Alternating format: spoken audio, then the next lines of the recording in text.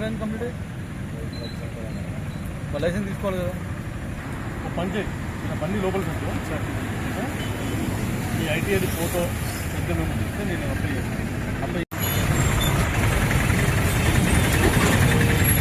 Mic ఉన్నా okay ఇంకా రవి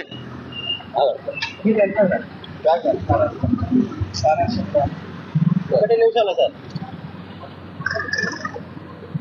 గోదావరికని ప్రజలకందరికీ నూతన సంవత్సర శుభాకాంక్షలు అండి.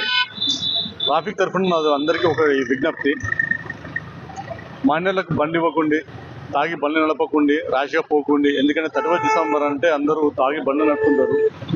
సో పాత సంవత్సరం చేదు జ్ఞాపకాలను మనం వదిలేసుకొని కొత్త సంవత్సరము వెల్కమ్ చేసుకుంటూ అందరూ బాగుండాలని కోరుకుంటున్నాము.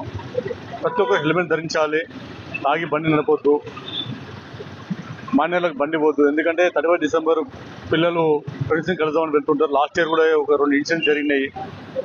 ఫాదర్ బండి ఇవ్వలేదు, మదర్ను ఏడ్చి బండి తీసుకెళ్ళిన పెద్ద పిల్లలు ఒక అబ్బాయి, ఇంటర్మీడియట్ అబ్బాయి.